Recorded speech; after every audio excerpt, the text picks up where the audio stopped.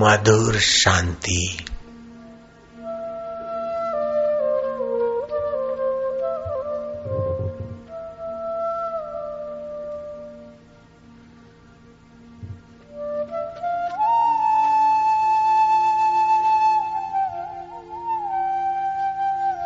ओम ओम आनंद देवा,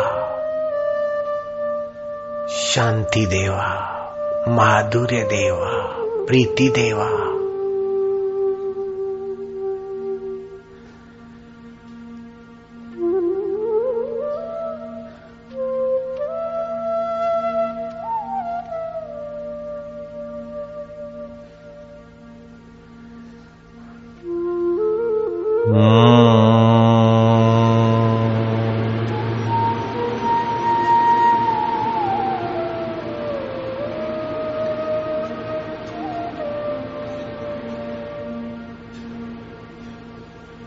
जिस आत्मदेव से स्वप्ने की दुनिया बनती है, परमात्मा देव से जागृत दुनिया बनती। ये आत्मा परमात्मा की जात का है। हम उसी के ध्यान में ध्यानस्थ हो रहे, हम उसी की शांति में शांत हो रहे। मधुर शांति। ओम ओम।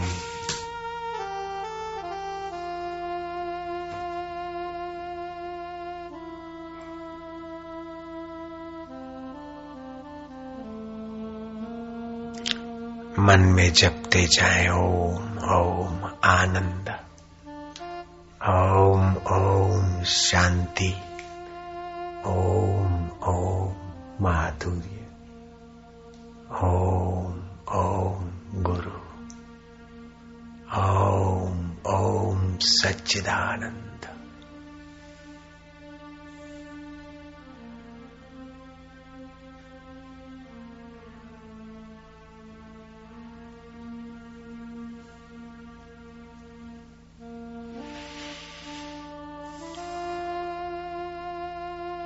ओम ओम शांति, ओम ओम आनंद, ओम ओम परमात्मने नमः। ये ओमकार मंत्र को भगवान चतुर्भुजी नारायण ने खोजा था समाधि में। अनादि अनंत सत्य स्वरूप पर ब्रह्म की ध्वनि है। ओमकार को खोजने वाले भगवान विष्णु, इसलिए इनके ऋषि भगवान विष्णु का नाम आता है। ओमकार मंत्र, गायत्री छंद, परमात्मा ऋषि और इसके देवताएं सर्व ब्रह्मांडों में व्यापे हुए अंतर्यामी परमेश्वर। और हम क्यों जपते हैं? कि उनकी प्रीति के लिए, उनके ज्ञान की प्राप्ति के लिए, विकारों से मुक्ति और उनके निर्विकारी स्वभाव में जागृति के लिए। ओम ओम आनंद, ओम ओम ओम माधुर्य, ओम ओम ओम प्रभु जी ओम।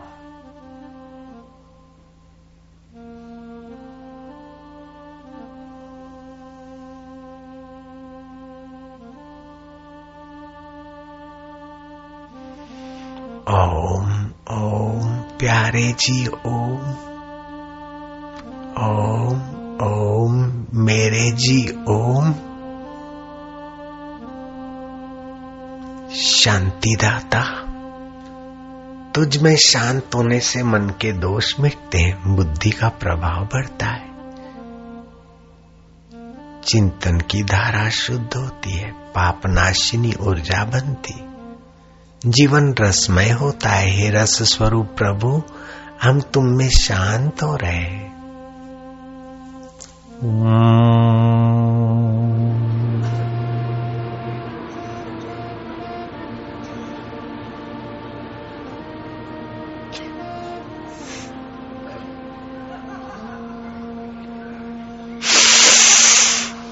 जो शोर करता है पड़ोसी उसको चुप करा दे।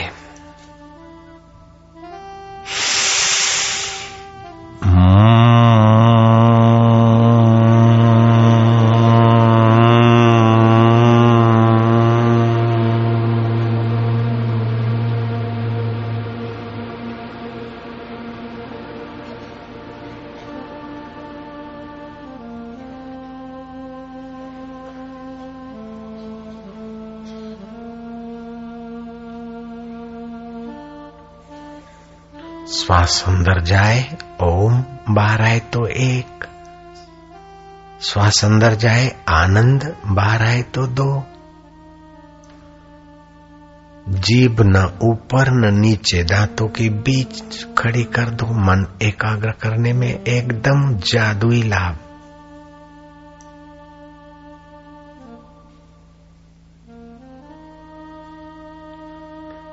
एकाग्रता और समता, प्रसन्नता, उदारता और निर्भयता, बस ये 5 चीज जितनी अधिक उतना वो भगवतमय अधिक, उतना वो समर्थ और सुखी। समता, सुख दुख में समता, अपने और पराये में समता का व्यवहार, राग द्वेष में नहीं, समता में टिककर व्यवहार। जो सम रहेगा वो प्रसन्न भी रहेगा। सात्विक खान पान सत्कर्म प्रसन्नता भी देगा। उदारता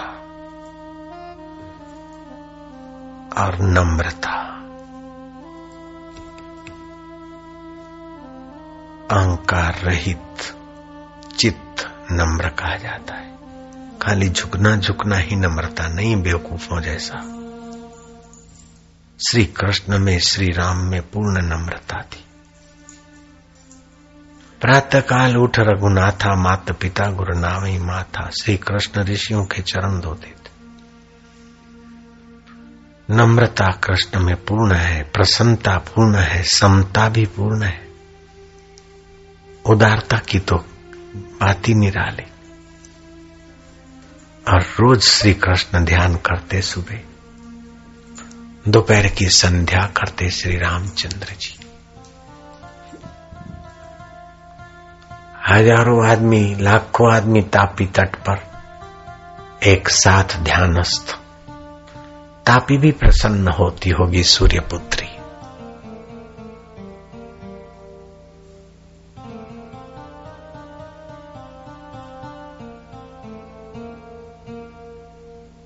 ध्यान के समान कोई तीर्थ नहीं।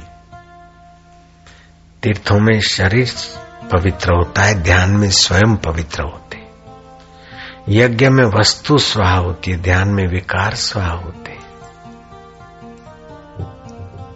शिव जी कहते हैं नास्ति ध्यानम समम तीर्थम, नास्ति ध्यानम समम यज्ञम, नास्ति ध्यानम समम दानम। दान से धन शुद्ध होता है, लेकिन ध्यान से स्वयं शुद्ध परमात्मा में एकाकार होता है।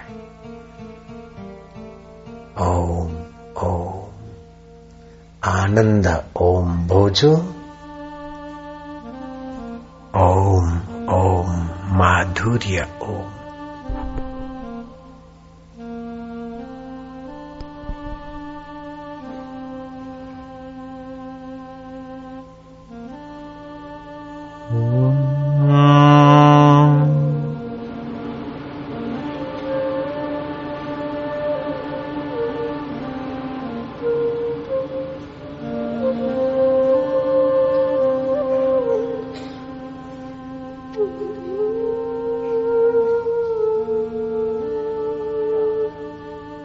श्वासोश्वास में नाम की गिनती, अथवा हृदय में नाम की स्मृति, अथवा जीभ ऊपर और नीचे नहीं, बीच में टिकाकर बैठे रहो चुप, मौन। इसको बोलते हैं मूक सत्संग, मौन सत्संग। विश्रांति सामर्थ्य की जननी है।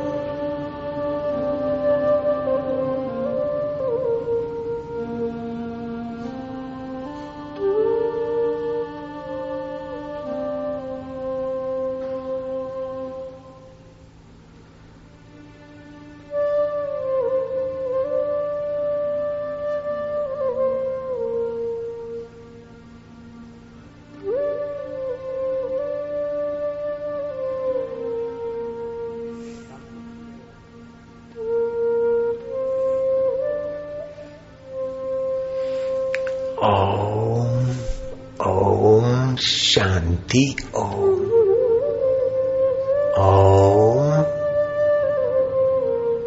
ओम आनंद ओम। जल्दी जप ना करे, शांत ओम ओम माधुर्य ओम।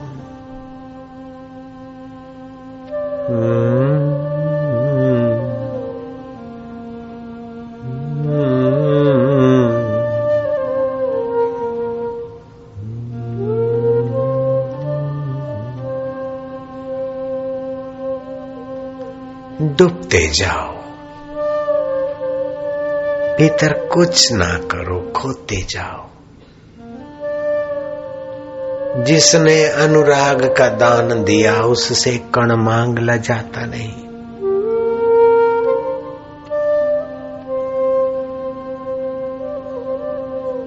सच्चा सत्संग व्यक्ति की इच्छा पूर्ति की गुलामी में उसको नहीं ले जाता है, व्यक्ति के अहम को परमात्मा में मिलाकर वासनाओं से मुक्त करके भगवतमय बना देता है। इच्छा पूर्ति एक कोई बड़ी बात नहीं है। इच्छा पूर्ति तो इच्छा का दास कर देगी। इच्छा की निवृत्ति ब्रह्म बना देगी और सभी इच्छाएं पूरी नहीं होती और सभी इच्छाएं अधूरी नहीं रहती। जो चाहते हैं वो सब होता नहीं, जो कुछ होता है सब भाता नहीं, जो भा जाता है वो टिकता नहीं, लेकिन अपना आपा कभी मिटता नहीं। तो अपने छोटे अहम को जिसमें इच्छा रहती है उसको ईश्वर में डुबा देते। अहम की इच्छा पूर्ति कर देना कोई बड़ी बुद्धिमानी नहीं है, लेकिन अहम को ईश्वर में विलय करके ब्रह्म सुख में एकाकार होना बहुत ऊंची बात है। इसीलिए बुद्धिमान साधक कहते मेरी हो सो जल जाए, मेरी जो इच्छाएं जल जाए। गुरु जी तुम्हारी जो हो सो रह जाए। तो गुरु मुक्त आत्मा है तो मेरे को मुक्त चाहेंगे, प्रभु मुक्त आत्मा है तो मुक्ता देंगे। तो भगवान और प्रभु की इच्छा रह जाए, मेरी है सो जल जाए। मेरी इच्छा पूर्ण हो, इच्छा पूर्ण हो, ऐसी छोटी बातों में मत पड़ना।